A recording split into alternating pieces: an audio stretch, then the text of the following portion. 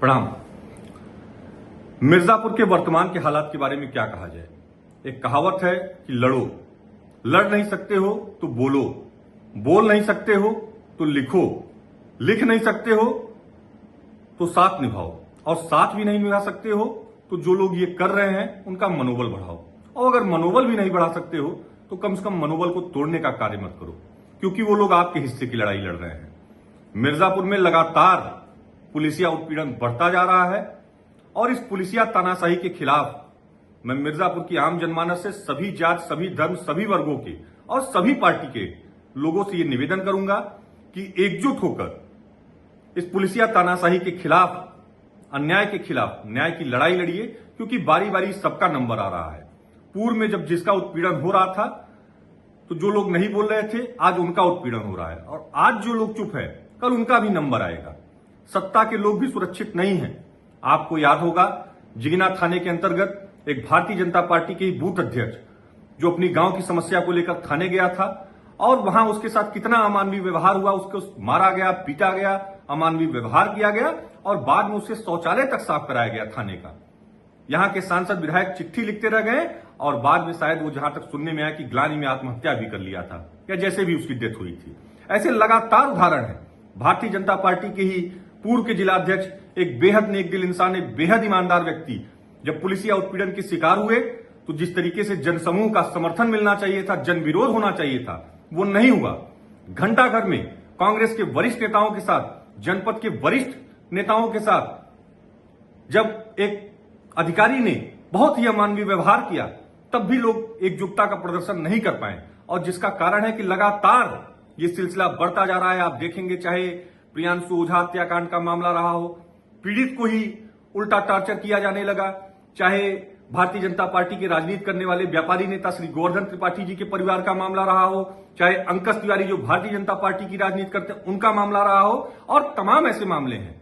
लालगंज थाने में आपको याद होगा जब कुछ युवकों को इतना उत्पीड़न किया गया कि उनको डंडा तक डाला गया, शब्द नहीं है, कह नहीं सकता। उस पर जब हम विरोध प्रदर्शन कर रहे थे, जब कलेक्टर एसपी कार्यालय पर धरना दे रहे थे, तो इसको अगड़ा पिछड़ा का एंगल दे दिया गया, और सिर्फ एक समाज के वहां लोग इकट्ठा हुए, अन्याय के खिलाफ सिर्फ एक समाज के लोग इकट्ठा हुए। इसी तरीके से अभी कुछ दिन पूर्व जंगी रोड में एक यादव का मामला था, उमाशंकर यादव का, उसकी करोड़ों की जमीन ठगी हो गई, वो बेचारा दर दर भटकता रह गया। मैंने उस लड़ाई को लड़ा, उस समाज में अपील करता रह गया, लेकिन लोग नहीं आगे आए। तो तमाम ऐसे उदाहरण हैं। सत्यप्रकाश यादव हमारे विधानसभा के अध्यक्ष हैं, चुनाव में उनको बिना कारण के उठा लिया गया, सिर्फ इसलिए कि वो विपक्षी राजनीति करते हैं, और उनको थाने थाने टहलाते रह गए। उसकी लड़ाई हम लोग लड़े, उसमें भी लोग पार्टी की राजनीति करते रह गए। तो मैं निवेदन कर रहा हूं कि सभी जात, सभी धर्म, सभी वर्ग और सभी पार्टी के लोग एकजुट होकर, क्योंकि नंबर सबका आ रहा है बारी बारी। अंकित यादव छात्र संघ के पूर्व अध्यक्ष रहे हैं, और जब छात्र संघ से निकले हुए व्यक्ति के साथ इतना अमानवीय व्यवहार हो सकता है, तो आम नौजवानों के साथ क्या होता होगा, आम जनमानस के साथ क्या होता होगा।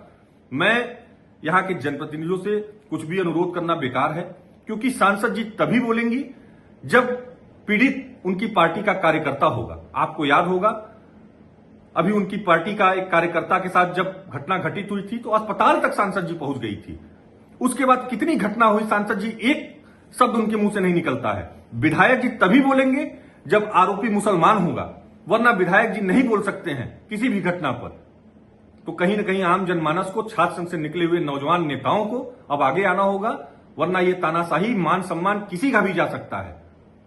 मैं पुलिस की कप्तान महोदया से निवेदन करूंगा कि आपकी छवि जो अभी तक निकल के आई है कि आप बेहद ईमानदार व्यक्ति हैं, बेहद ईमानदार महिला हैं, और अगर आपके ही डिपार्टमेंट में कोई गलत कर रहा है तो उसके खिलाफ भी कार्रवाई करके एक मिसाल पेश करिए, क्योंकि आप जिले की कप्तान है और जिले के लोगों को न्याय दिलाना आपका परम कर्तव्य बनता है। तो मैं जिले की कप्तान से निवेदन करूंगा कि इस मामले को संज्ञान ले और त्वरित कार्रवाई करते हुए इस व्यक्ति को न्याय दिलाएं, अन्यथा मिर्जापुर के लोग सड़क पर आने के लिए विवश हो जाएंगे, और उसकी संपूर्ण जिम्मेदारी शासन प्रशासन की होगी। धन्यवाद साथियों।